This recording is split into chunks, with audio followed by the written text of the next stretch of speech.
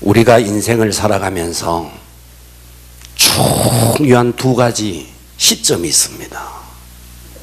그 첫 번째 시점은 뭐냐 하면 내가 태어난 거예요. 그리고 또 하나의 시점이 있어요. 그건 뭐냐 하면 내가 죽는다는 거예요. 출생과 사망. 우리의 인생이 시작이 출생으로 우리 인생의 끝남이 사망으로 끝이 나요. 그런데 출생도 내가 선택하지 않는 거예요. 사망도 내가 선택할 수 없어요. 출생도 사망도 내 영역이 아니에요. 우리 가운데 누가 태어나고 싶어서 태어난 사람이 있나요? 나는 한번 태어나 보리라 그래서 태어난 사람 있나요? 그리고 우리가 언젠가 아무리 살려고 해도 죽어지는 날이 있어요. 출생도 사망도 내 선택의 영역이 아닙니다. 동의할 수 있습니까? 네. 그리고 우리는 이 출생과 이 사망의 이 중간지대를 삶이라고 합니다. 우리는 이 중간지대인 삶을 살아가고 있습니다. 내가 태어나 보니까 나와 내가 아무것도 하지 않았는데 저 하늘에는 무수한 별들이 떠 있었어요. 내가 태어나 보니까 이미 태양이 떠오르고 있고 달이 떠오르고 있고 산들바람이 불고 있고 내가 태어나 보니까 이미 바다를 준비해서 그 바다 속에 수없는 고기를 준비해 놓고 있었고, 내가 태어나 보니까 나는 손가락 하나 까딱하지 않았는데 이미 산이 있었고 들이 있었고 그랬습니다. 내가 한 게 아니에요. 이 모든 것은 다 은혜로 주어진 거예요. 나와 아무 상관없이 은혜로 주어진 거예요. 여러분, 봄이 와요. 자, 연초록이 막 돋아나더라고요. 누가 있어서 그 연초록을 만듭니까? 가을이 올 겁니다. 화려한 단풍이 들 겁니다. 누가 있어서 그 단풍을 만들어요? 우리 인간과 상관없는 것들이 이 산천에만 하더라도 무수한 것을 우리는 이 땅에서 내 잘난 맛으로 살아갑니다. 이 땅에 어마어마한 세계가 나와 상관없이 돌아가고 있는데, 동력에 떠오르는 태양을 우리가 누가 있어서 그것을 조종합니까? 누가 있어서 일몰을 조종합니까? 누가 있어서 겨울에 한방눈이 내리도록 누가 조종을 합니까?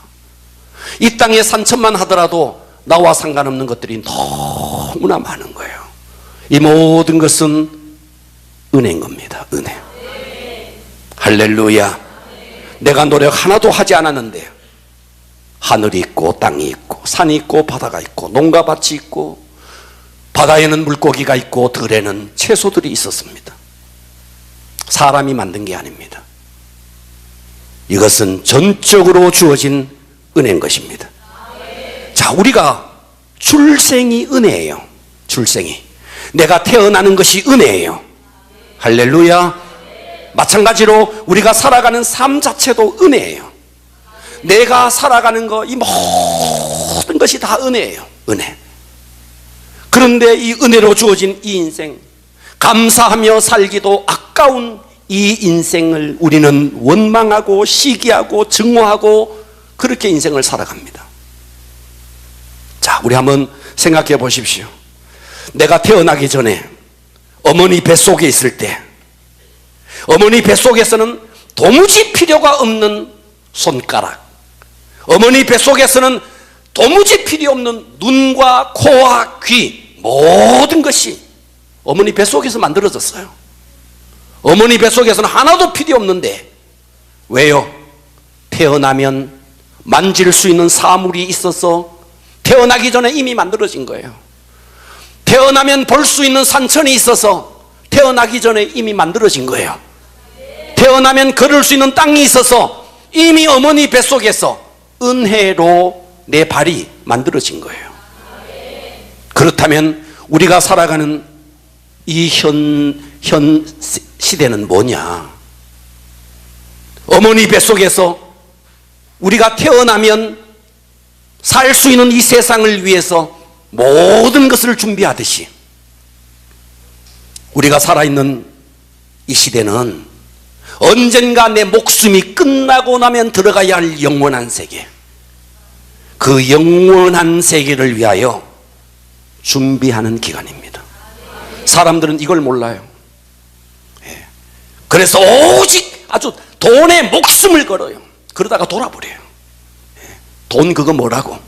돈에 목숨을 걸어요. 우리가 사는 이 세상은 돈을 위해서 사는 게 아니에요.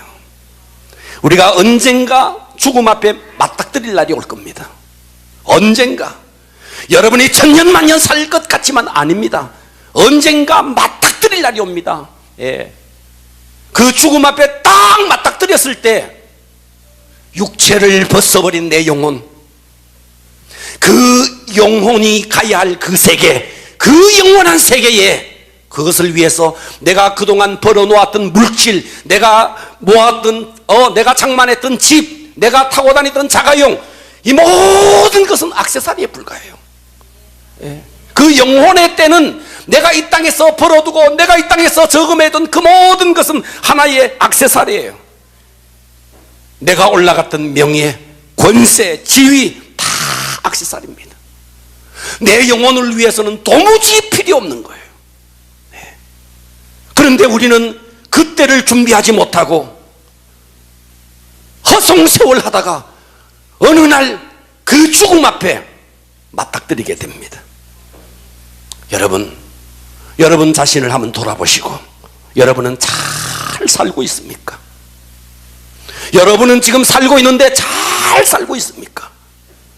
자, 여러분은 지금 예수를 믿어서 교회에 나와서 그리스도인이 되었어요. 신앙생활이라는 걸 해요. 물어봅니다. 여러분은 신앙생활을 잘 하고 계십니까? 스스로에게 반문해 보십시오.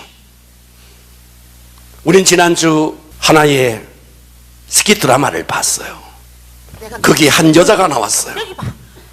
한 여자가 나와서 교회를 다니는데 목적이 인맥을 넓히고, 교회를 다니는데 목적이 그저 직분 올라가고 교회에서 사람들 많이 알고, 그렇게 신앙생활 하다가 자기 이름이 불려지지 않아서 오열하는 광경을 봤어요. 신앙생활이 뭐예요? 신앙생활이 교회에 나와서 인맥 넓히고, 신앙생활이 뭐예요? 교회에 나와서 집사도 되고 장로도 되고 직분 올라가고, 교회에 나와서 예수 잘 믿어서 집도 사고 땅도 사고, 그래서 이 땅에서 성공하고 승진하고. 여러분, 신앙생활이 예수님께서 나를 위해서 십자가에 피 흘려 죽으신 공로가 고작 그 정도일까요? 주님의 공로가 고작 그 정도일까요? 우리 신앙생활을 한번 돌아봐야 됩니다. 신앙생활의 본질이 뭔가? 여러분, 아이가, 학교 다니는 여러분의 자녀가 하라는 공부는 하지 않고 설거지 잘하고 심부름 잘하고 다른 거 다 잘해도 공부 못하면 끝이야. 아이들에게 있어서의 본질은 공부니까. 동의할 수 있어요?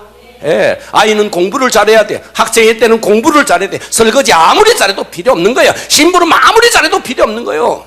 심부름 좀 못해도 괜찮아. 설거지 좀 못하면 어때? 공부 잘하는데. 그래요, 안 그래요? 그래요, 안 그래요? 그렇습니다. 그러면 신앙생활의 본질이 뭘까요? 교회에 나와서 기도해가지고 그래서 사업 성공하고 돈 많이 벌고 교회에서 집사도 따고 장로도 따고. 여러분, 그것이 신앙의 본질일까요? 신앙의 본질은 십자가를 깨달아야 됩니다. 할렐루야. 십자가의 깊은 의미를 깨달아야 됩니다. 나를 위해서 십자가에서 온갖 물과 피를 다 흘리시면서, 우리는 내 자녀를 위해서도 죽어줄 수 없어요. 내 아내를 위해서, 내 남편을 위해서 우리는 하나 죽어줄 수 없어요. 그런데 나와 아무런 상관없는 그분, 유대인의 모습으로 이 땅에 오셨던, 혈색도 다르고 피부도 다르고 아무것도 같은 것이 없는 그분이 나를 위해서 십자가에서 온몸에 물과 피를 흘리시면서 내 죄값으로 내가 달려야 될 십자가에 그분이, 죄 없는 그분이, 달리지 않아도 될 그분이 대신 달려 죽어주셨다. 이게 기독교의 핵심이에요. 할렐루야. 이것은 온데간데 없고, 신앙의 본질은 온데간데 없고, 예수 믿어서 복 받았다는 거예요. 예수 믿어보니까 마음이 편하다는 거예요. 교회 나가면 뭐 헛된 소리 하느냐는 거예요. 다 헛발질하는 거예요. 듣고 계십니까? 오늘 본질을 깨달을 수 있기를 축복합니다. 할렐루야. 여러분 자신에게 물어보십시오. 나는 신앙생활 잘하고 있는가? 오늘 이것이 회복되어지기를 축복합니다. 그래서 오늘 저는 설교의 제목을 따라서 합니다. 십자가, 십자가, 십자가. 세 번씩이나 십자가예요. 세 번씩이나. 한 번 더. 십자가, 십자가, 십자가. 이 십자가의 의미. 그래서 첫 번째 십자가는 뭐냐는 거예요. 첫 번째 십자가는 주님이 지신 십자가예요. 주님이 지신 십자가. 주님이 지신 십자가. 첫 번째 십자가는 주님이 지신 십자가예요. 할렐루야. 자, 2000년 전으로 한번 돌아가 봅시다. 예수님이 십자가를 졌다는 사실은, 십자가를 지고 죽었다는 사실은 역사가 증명해요. 우리는 이순신 장군이 현존했던 역사적인 인물이라는 것을 본 적이 없어요. 내 두 눈으로 확인한 적이 없어요. 하지만 역사가 증명해요. 동의할 수 있죠? 예. 900년 전에 왕건이가 살았대요. 저 개성 땅에. 예. 눈으로 본 적 없어요. 그러나 역사가 증명해요. 왕건은 실존 인물이에요. 마찬가지로 2000년 전 예수님은 실존 인물이에요. 그리고 예수님이 십자가에 죽었다, 이 사실은 예수를 믿지 아니하는 역사가들도 증명하고 있어요. 예수님이 십자가를 지고 죽은 것은 엄연한 역사적인 사건입니다. 이것은 3.1운동이 일어난 것보다도 더 엄연한 사실이에요. 할렐루야. 그 예수님께서 십자가를 졌어요. 자, 당시에 사형 방법이, 여러 사형 방법이 있었어요. 불로 태워 죽이기도 했어요. 그런데 가장 잔인한 사형 방법이 뭐였느냐 하니까, 십자가에 달아서, 그 팔레스타인 지역에는 사막 기후입니다. 뜨거운 햇살이 내리쬐이고 뜨거운 바람이 몰아닥칩니다. 자, 거기에 십자가에 그것도 시로라기 하나 걸치지 않아요. 아주 홀라당 벗겨서 온갖 모멸감과 온갖 수치를 다 당하도록 해서 거기에 매달아요. 네. 얼마나 그 십자가의 고통이 심했으면 가족들이 말이죠, 뇌물을 줬어요. 찔러가지고 좀 일찍 죽여달라고. 죽을 때까지, 목숨이 떨어질 때까지 고통당하지 않고 좀 일찍 죽여달라고 뇌물을 줬어요, 가족들이. 그만큼 십자가는 처절한 고통이었습니다. 죽을 때까지 계속 대약뼈 속에 탈진되고 피가 흐르고, 오른쪽 손에 못, 왼쪽 손에 못, 그리고 두 개의 발을 포개서 대못을 하나를 팍 찔러요. 그리고 십자가에 달려요. 체중이 있으니까 축 처져요. 숨을 쉬려면 억지로 윗몸을 일으켜야 돼요. 이 십자가라는 것은 그렇게 참혹한 거예요. 그리고 예수님이 십자가에 달리고 양옆에 그 시대의 모든 사람이 다 아는 강도를, 오른쪽에 한 명의 강도, 왼쪽에 한 명의 강도를 일부러 세웠어요. 왜요? 모든 사람들이 볼 때, 아, 저 강도 다 아는 사람이야. 옆에 있는 강도 다 아는 사람이야. 중간에 있는 사람도 강도겠지. 모든 사람들에게 강도로 인식되게 중앙에 세웠어. 그렇게 죽였어요. 그런데 십자가는 어떤 자가 달리느냐? 죄인이 달리는 곳이야. 죄인이. 아멘 합시다. 죄인이 달리는 곳이야. 그런데 예수님은 눈꼽만한 죄도 없는 분이에요. 죄가 없는 분이에요. 그런데 예수님이 십자가에 달렸다는 것은 본인의 죄로 달린 게 아니에요. 양옆의 강도는 다 자기의 죄로 달린 거예요. 그러나 예수님은 자신의 죄로 달린 게 아니에요. 십자가는 죄 때문에 달리는 것인데 예수님은 자기 죄 때문에 달린 게 아니에요. 누구 죄 때문이냐? 누군가의 죄 때문이에요. 누군가의 죄. 누군가의 죄. 그러니까 당신은요, 십자가에 달려 죽었다는 것은 최고의 불명예이기 때문에 가족들조차도 얼굴을 들고 다닐 수가 없는 거예요. 예. 우리나라도 과거에 말이죠, 어떤 말이죠, 왕에게 도전을 했던 반란을 일으키고 이러면 말이죠, 삼족을 멸하고 이렇게 했어요. 십자가에 달렸다는 것은요, 이거는 자자손손 불명예스러운 거예요. 불명예. 그럼에도 불구하고 그 예수님은 자신의 죄도 아닌 누군가의 죄를 위해서 십자가에 달린 거예요. 오늘 성경이 그것을 증언하고 있습니다. 자, 로마서 5장 6절 오늘 본문을 보면 우리가 나와요. 우리가 아직 연약할 때 기약대로 그리스도께서 경건치 않는 자를 위하여 죽었다는 거예요. 십자가에서. 여기서 우리가 누군데? 바로 저와 여러분이에요. 할렐루야. 그런데 우리의 상태가 나와요. 우리의 상태가 어떤 상태냐? 연약할 때라는 거예요. 연약할 때. 이 연약하다는 말은 스스로의 힘과 능력으로 하나님이 요구하는 의를 행할 수 없는 전적인 무능의 상태가 이런 바로 연약한 거예요. 여러분, 세상에서요, 잘 나가는 사람을 위해서는 우리가 희생해 줄 수 있어요. 예. 강한 사람을 위해서 우리가 희생해 줄 수 있어요. 왜? 언젠가 내가 도와주면 그 도움이 내게로 돌아올 거라고 생각하기 때문에 강한 자를 위해서, 잘난 자를 위해서, 돈 많은 자를 위해서는 우리가 잠시 희생해 줄 수 있어요. 그런데 뭐라 그랬어? 연약할 때. 여러분, 세상에 야박한 인심을 한번 보십시오. 내가 돈이 있을 때, 내가 잘 나갈 때 친구들이 막 줄줄줄줄 서요. 그러나 내가 실패하고, 내가 돈이 없고, 내가 여러 가지로 어려울 때, 여러분의 친구들은 그래도 여러분 주변에서 친구하자고 하던가요? 세상의 인심이 얼마나 야박합니까? 그런데 예수님은 돈 많은 자를 위해서 죽은 게 아니라는 거예요. 어떤 자를? 연약한, 아무런 힘이 없는 연약한 우리를 위해서. 7절을 보십시오. 의인을 위하여 죽는 자가 쉽지 않다는 거예요. 여기서 의인은 누구냐? 율법을 잘 지키는 사람, 규칙과 법률을 잘 지키는 사람이 의인이에요. 그런 의인을 위해서 자기 혼자 잘나서 율법을 지키고 의로운 사람을 위해서 죽기가 쉽지 않다는 거예요. 선인은 뭐냐? 선인은 의인을 뛰어넘어서 자기 혼자 율법을 지키고 선한 것을 뛰어넘어서 사랑에 의해서 이웃을 위해서 선함을 베풀어가는 사람이 선인이에요. 이런 이웃을 섬기는 사람, 선인을 위해서는 용감히 죽는 자가 혹 있을 수 있다는 거예요.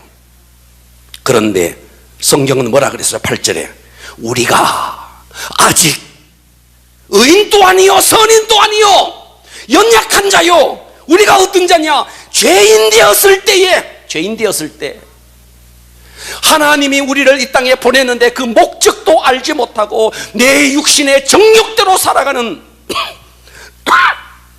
이런 죄인 되었을 때, 계속 보십시오. 그리스도께서 우리를 위해서 십자가에 죽으셨다는 거예요. 하나님께서 그래서 우리에 대한 자기의 사랑을 확증했다는 거예요.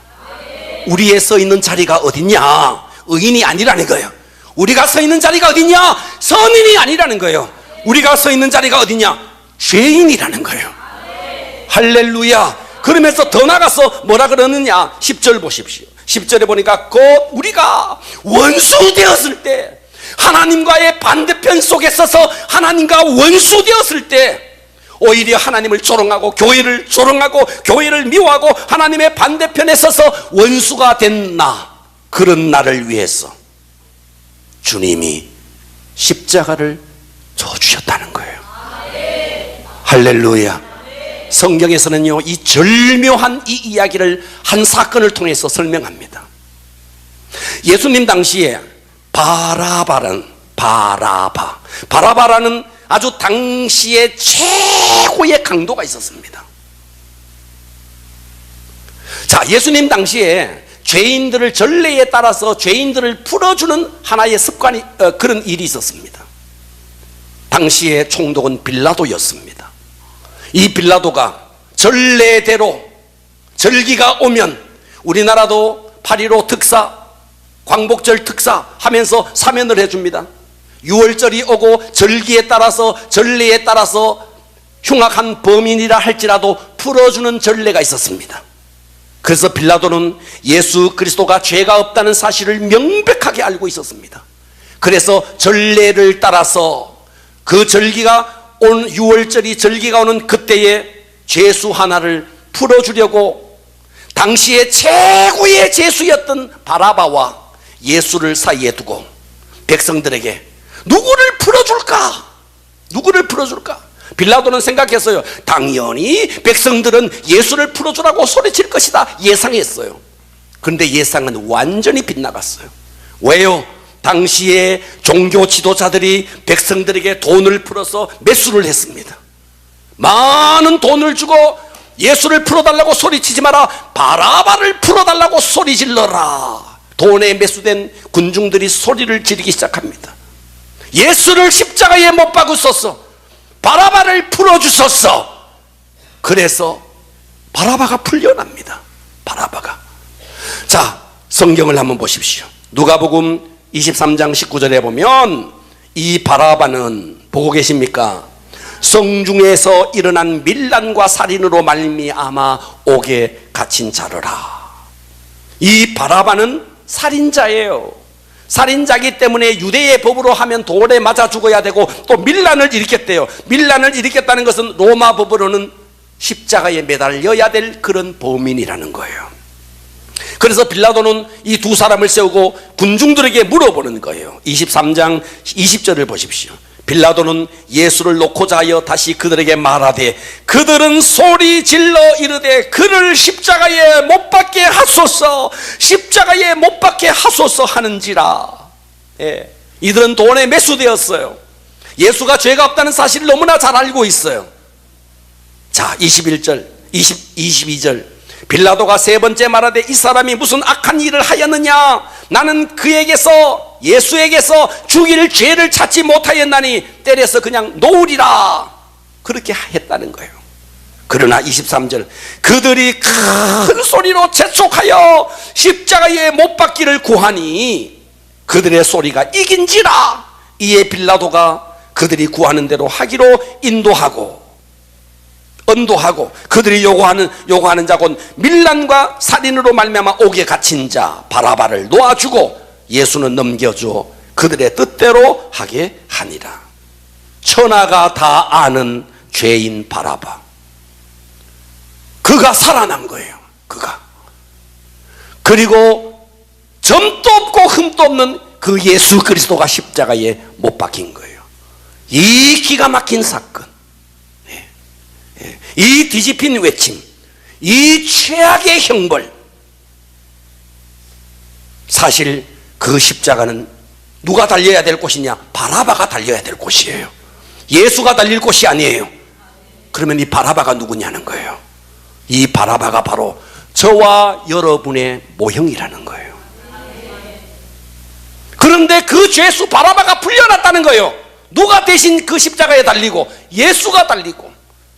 그러니까 예수님이 십자가에 달림으로 말미암아 바라바 같은 죄수가 풀려나듯이 죄가 아니고는 설명이 되어지지 않는 나 같은 자가 구원받게 되는 거예요. 할렐루야. 이 사건이 주는 메시지가 뭐예요? 바라바가 바로 나라는 거예요. 그러므로 우리는 첫 번째 십자가에서, 예수님이 지신 십자가에서 우리는 뭐를 깨달아야 되느냐? 아, 저 십자가는 내가 달려야 될 십자가야. 그런데 죄 없으신 예수께서 달리신 거야. 아멘. 이 객관적인 사실을 우리는 먼저 알아야 됩니다. 두 번째 십자가예요. 두 번째 십자가는 아무리 객관적으로 예수님이 십자가를 졌다 할지라도 내 것이 된 십자가, 내 속에서 이 십자가가 믿음으로 받아들여져야 된다는 거예요. 아무리 예수님께서 십자가에서 내 죄를 다 해결했다 할지라도 내가 그것을 믿지 아니한 이상 그 십자가의 능력은 내 것이 되지 않는 것입니다. 그래서 5장 11절에 보니까 이렇게 말했어요. 그뿐만 아니라 우리로 화목하게 하신 우리 주 예수 그리스도로 말미암아 하나님 안에서 즐거워한다는 거예요. 이 즐거워한다는 것은 두 가지 뜻이 있습니다. 첫 번째 뜻은 나의 죄가 해결되고 그분의 영광, 하나님의 영광에 참여할 수 있게 되고 완벽한 구원이 이루어졌으니까 기뻐하며 누린다는 첫 번째 뜻이 있어요. 할렐루야. 여러분, 그래서 우리가 십자가 이거 제대로 깨달으면요, 여러분의 인생의 저주가 그냥 끝나버리는 거예요. 이거 과격하게 아멘해야 됩니다. 예. 십자가 그것이 내게 믿음으로 딱 들어오는 순간에 여러분의 저주는 끝나버리고 여러분의 사망의 문제 끝나버리는 거예요. 예. 가난이 바뀌어서 부요가 되어버리고 마음속에 죄책감이 바뀌어서 자유함이 이루어져 버리고, 할렐루야. 염려, 근심, 걱정 다 떠나가 버리고 내 속에는 평강에서 평강으로 마음의 기쁨과 평강이 임하는 것입니다. 영원히 벌받아야 될 영벌에서 영생으로 옮겨지는 거예요. 그 주님이 십자가에서 내 죄값으로 죽으셨다는 이 사실을 내 속에서 믿음으로 받아들여지는 나의 십자가가 되는 순간에 모든 것은 바뀌어집니다. 여러분의 운명도 바뀌어지고 여러분의 인생도 바뀌어지고 다 바뀌어지는 겁니다. 자, 우리 시간 하면 솔직히 보자고요. 강물이 흘러가더라고요. 예, 푸른 강물이 흘러가요. 얼마나 멋져요. 그런데 아십니까? 그 강물 밑에는 오만 잡동사니, 오물들, 폐집, 병들, 온갖 병조각들이 있습니다. 그런데 언젠가 태풍이 일어나서 말이죠, 이게 막 소동이 일어나니까 말이죠, 그 맑던 강물이 말이죠, 그야말로 시커먼 시궁창 같은 물이 흘러가더라고요. 언젠가 내 삶에 태풍이 몰아치면, 내 인생에 태풍이 몰아치면, 지금은 잠잠하고, 여러분 한번 봐요. 지금은 베스트로 와 있어요. 예, 양복 딱 입고 후가시 딱 넣고 다 베스트로 와 있다니까. 이 시간에 보니까 교양 있어 보이고 품이 있어 보이고 아주 매너 있어 보여요 지금은. 그러나 여러분의 삶에 태풍이 한 불어봐요. 예, 한 불어봐요. 여러분, 이 내면 속에 깔아앉아 있던 시궁창 같은 것들이 올라올 때 우리는 죄인이라는 사실을 인정하고 인정해야 됩니다. 인정해야 됩니다. 아멘 안 하고 있어도 어쩔 수 없어요. 여러분 속에 뭐가 있는 거 다 알아. 이 죽줄에 눈만 끔적끔적하고 있죠. 네. 우린 죄인이에요. 그죠? 죄인이에요. 그런데 십자가 앞에 와서 나의 모든 쓰레기 같은 내 고통, 내 절망, 내 미움과 분노, 이 쓰레기 같은 것들을 십자가 앞에 와서 다 가져오면 주님은 미움을 사랑으로 바꿔줘 버리네. 가난을 부여로 바꿔줘 버리네. 질병을 건강으로 바꿔줘 버리네. 이게 십자가의 능력이라는 거예요. 그런데 이게 객관적으로 주님이 아무리 일어나도 이것을 내 속에서 받아들여지지 않으면 아무것도 이루어지지 않는 거예요. 할렐루야. 이 주님이 객관적으로 이루어놓은 이 십자가의 능력이 여러분의 것이 되어지기를 바랍니다. 할렐루야. 제가 얼마 전에 신문을 봤는데 기가 막힌 한 사건을 봤어요. 우리나라에서 일어난 사건이에요. 한 60대 중반에 아주 멋진 신사가, 여러분 60대 중반 멋진 신사예요. 멋진 신사가 귀금속 집을 갔어요. 귀금속 집에 가서 이렇게 말을 했어요. 제가 건설업을 하는 사람입니다. 제가 큰 어른께 선물을 하나 하려고 하는데 이 가게에서 제일 비싼 다이아가 얼마입니까? 그 가게에서 제일 비싼 다이아가 4,350만 원이었대요. 4,350만 원짜리가 있습니다만 그거 주십시오. 사람들은 와가지고 좀 깎자 그러고 말이죠, 막 그럽니다. 하나도 안 깎고 포장해 주십시오. 이 사람이 막 오늘 너무 좋은 날이야. 이렇게 불경기에 말이죠, 최고의 비싼 거를 그것도 하나도 안 깎고 사가니까 얼마나 좋아. 포장을 탁 하는 거요. 이렇게 포장을 하는 거예요. 그때 이 노신사가 이렇게 말했습니다. 제가 이 포장지가 좀 마음에 들지 않습니다. 다른 포장지로 포장해 주시겠습니까? 그러죠. 이 가게 주인이 다른 포장지로 바꾸기 위해서 가는 순간에 이 기금 속 통에 1,000원짜리를 딱 넣고 이 4,350만 원짜리를 인마이 포켓 딱 하고 가만히 기다렸어요. 이분은 와서 여기에다가 이제 새로운 포장지로 막 포장을 해서 여기 있습니다. 잠시만 맡겨두겠습니다. 제가 은행에 가서 돈을 찾아오겠습니다. 기다려 주십시오. 하고 딱 주고 유유히 사라졌습니다. 1시간을 기다려도 안 오는 거예요. 2시간을 기다려도 안 오는 거예요. 불사! 그제서야 불길한 생각이 들어서 포장지를 뜯어보니까 웬걸 이 속에 1,000원짜리가 있네. 1,000원짜리가. 듣고 계십니까? 1,000원짜리가 있네. 여러분, 사탄은요, 우리에게 가장 귀한 것을 딱 빼돌리고 귀하지도 않은 아무것도 아닌 것을요, 우리 눈앞에 계속 제시합니다. 계속 제시합니다. 신앙생활에 있어서 가장 중요한 핵심, 이것은 십자가입니다. 그런데 교회 다니면서 십자가를 딱 가려버리고 교회 가니까 마음 편하다는 거예요. 예수 믿으면 마음 편하고 예수 믿으면 건강해지고, 이딴 성공복음 번영복음으로 우리의 눈을 가리는 거예요. 가장 중요한 십자가의 본질, 이것을 싹 가려버리는, 여러분, 우리는요 명심하셔야 됩니다. 정말 여러분들이 십자가 이거 제대로 깨달아지면 내가 아무 것이 없고 다 잃어버려도 모든 것을 가진 것이 됩니다. 십자가를 잃어버리면 여러분들이 세상의 모든 것을 다 가져도, 빌딩을 몇 채를 갖고 있어도 여러분은 모든 것을 잃어버린 것이 됩니다. 그만큼 내 인생에서 가장 중요한 것이 뭐냐? 십자가라는 거예요.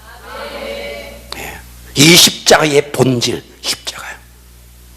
이것이 여러분 속에 객관적으로 2000년 전에 이루어 놓아 주셨던 그 십자가의 그 객관적인 사건이 내 심령 속에 주관적으로 믿음으로 내 것이 되어야 되는 거예요. 그럴 수 있기를 축복합니다. 할렐루야. 여러분, 사업이 어렵대요. 왜 어려운지 아십니까? 뚫고 들어가 보면 그 속에 죄가 있는 거예요. 사람들이 부부가 안 맞고 이혼한다 그래요. 왜 이혼합니까? 뚫고 들어가 보세요. 그 속에는 죄가 있는 거예요. 이 땅의 모든 문제가 철천지 원수가 죄예요. 십자가가 뭡니까? 이 땅에 나의 죄를 예수님께서 다 해결해 주셨다는 거예요. 이 죄가 나를 유린하고, 이 죄가 내 인생을 지금까지 내 인생에 들어와서 나에게 행패를 부리고 있는 거예요. 이것을 해결해 준 십자가. 할렐루야. 사람들이 왜 죽음을 두려워합니까? 왜 사람들이 죽음을 두려워하죠? 죽음 이후에 있는 그 세계에 대한 확신이 없으니까 죽음이 두려운 거예요. 여러분, 언젠가 우리는 사늘한 시체가 되어서 영안실에 냉동칸에 들어가야 됩니다. 언젠가 들어가야 돼. 안 들어갈 것 같죠? 언젠가 들어갑니다. 저는 냉동칸에 들어가 있는 시체 머리 위에 손을 탁 얹고 안수기도 많이 해봤어요. 참 요상한 기분이 들더라고요. 언젠가 나도 그렇게 할 텐데. 여러분이라고 예외입니까? 언젠가 우리가 이 죽음의 다리를 건널 때 누가 있어? 내 남편이, 내 아내가, 내 자식이 그 죽음의 다리를 건널 때 함께 손잡고 건너줄 자가 누가 있습니까? 그렇게 사랑했던 남편도 죽어버리면요, 끌어 묻어야 됩니다. 방 안에 있으면 혼자 못 들어갑니다. 무서워서. 그만큼 죽음은 무서운 거예요. 그런데 십자가의 복음이 뭐예요? 십자가의 복음은 나의 죄의 문제, 나의 사망의 문제, 이 모든 것을 해결하는 거예요.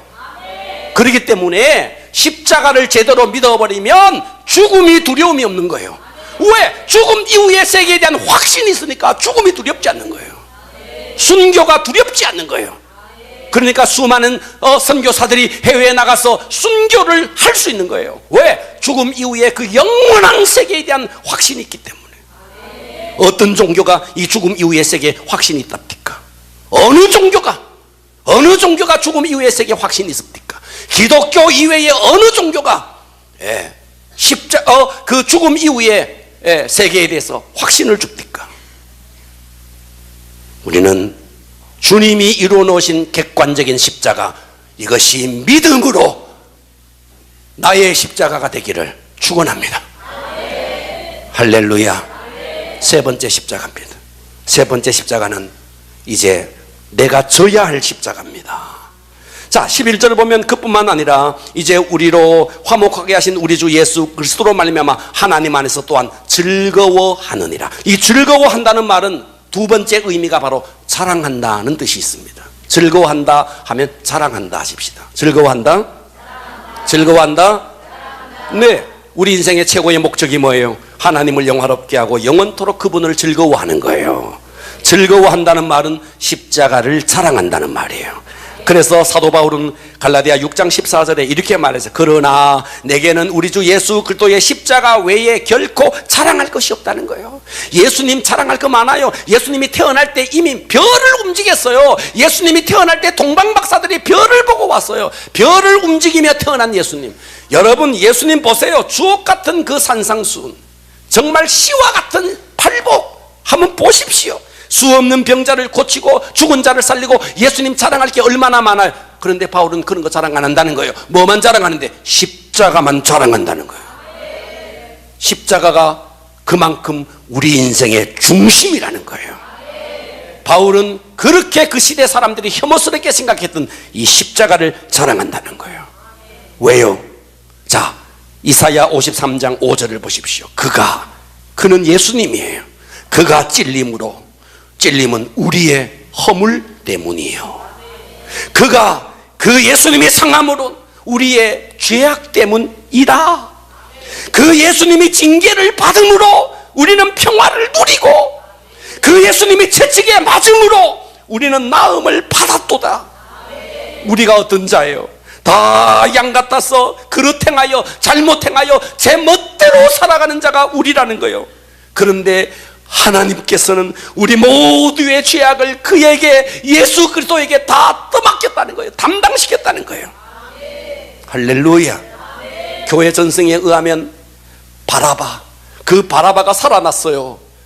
바라바가 살아나고 자기가 달려야 될 십자가에 예수가 죽는 거예요. 그 광경을 바라바가 지켜봅니다. 그러면서 이 바라바는 외칩니다. 아니야, 저 십자가는 내가 달려야 될 십자가야. 그런데 죄 없는 저분이 달리는구나. 그 바라바는 예수님이 십자가에 달리는 그 현장 저 멀찌감치서 오열하며 통곡합니다. 그리고 바라바는 그 이후에 인생이 완전히 새로운 인생이 됩니다. 그래, 내가 달려야 될 십자가에 저분이 달렸어. 아무 죄가 없는 저분이 달렸어. 저분은 죄가 없는 분이야. 예수 그리스도는 죄가 없는 분이야. 이 사실을 온 만방에 다니면서 사랑하기 시작했습니다. 저와 여러분이 바로 그런 자가 되어야 됩니다. 주님은 우리에게 이 십자가 지라고 직분을 주신 겁니다. 십자가 지라고 집사 직분을 주신 겁니다. 십자가 지라고 권사 직분을 주신 겁니다. 십자가 지라고 교사의 직분을 주신 겁니다. 그런데 우리는 십자가 지기 싫어서 다시 예수님을 십자가에 지게 해야 될 그런 형편에 있습니다. 직분자이면서도 내가 당연히 있어야 될 자리에 있지 않습니다. 내가 당연히 있어야 될 예배 자리에 있지 않습니다. 여러분은 다시 예수님을 십자가에 못 박는 자예요. 사람들은 착각해요. 내 삶에 어떤 고통이 있으면 착각입니다. 십자가는요, 억울하게 누명 덮어 쓰고 죽는 자리가 십자가예요. 그런데 내가 실컷 잘못하고 그것 때문에 고통이 오니까 그거 십자가, 착각이에요. 맡겨진 영혼을 위해서 눈물 뿌려 기도하며 헌신하는 그곳이 십자가예요. 할렐루야. 저 어제 무디 목사님의 설교를 하나 접하게 됐습니다. 드와이트 L 무디, 19세기의 최고의 부흥 강사, 구라파를 정말 복음으로 물들게 했던 무디 목사님이 어느 날 기도하는데 환상이 탁 열리는 거예요. 여러분이 밤에 꿈을 꾸듯이 기도하는 가운데 이 무디 목사님에게 환상이 쫙 열리는 거예요. 딱 보니까 예수님이 십자가를 지고 골고다로 올라가는 환상이었어요. 이 광경을 무디가 지켜보고 있는 거예요. 그러면서 그 예수님이 무디에게 이렇게 말을 했어요. 무디야, 너의 잘못된 죄를 내가 짊어지고 골고다로 가고 있다. 무디가 막 그 환상 속에서 막 눈물을 흘리면서 예수님, 예수님 제가 질게요. 그 십자가 제가 질게요. 그 십자가 제가 질게요. 근데 예수님은 계속 골고다를 올라가는데 쓰러지고 넘어지고 자빠지고 로마 군병들이 와서 모진 채찍으로 살점이 뚝뚝 떨어지는데 아무 말 없이 골고다를 향해서 올라갑니다. 무디가 그 길을 따라가면서 통곡을 합니다. 그리고 골고다에 올라가서 십자가가 땅바닥에 눕혀지고 그 위에 예수님이 눕습니다. 그리고 로마 군병들이 와서 예수님을 십자가에 못 박기 위해서 망치를 들고 예수님을 십자가에 팍 못을 박는데 그 광경을 눈물을 흘리면서 무디 목사님이 보고 있는데 못을 박는 로마 군병들의 얼굴이 확인이 되지 않습니다.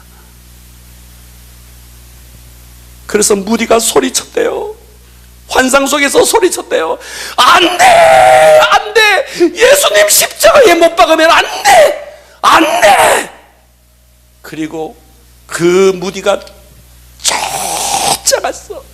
예수님을 십자가에 못 박는 로마 군병의 머리채를 확 잡고 제껴봤대요. 보니까 그게 자기들이에요. 못 박는, 예수님을 십자가에 못 박는 그 군병이 자기들이에요. 내가 십자가에 못 박고 있구나. 여러분 우리 다시 십자가에 예수님을 못 박는 일을 하지 말아야 됩니다. 이제 우리가 십자가를 져야 합니다. 구원해 주신 것만도 감사한데 우리에게 예수님은 직분까지 주셨습니다. 내 몫에 내가 져야 할 십자가를 주님은 우리에게 주신 것입니다. 나의 게으름이, 나의 핑계가, 나의 나태가 예수님을 다시 십자가에 못 박는 일이 여러분의 생애에 없기를 축복합니다. 기도하겠습니다.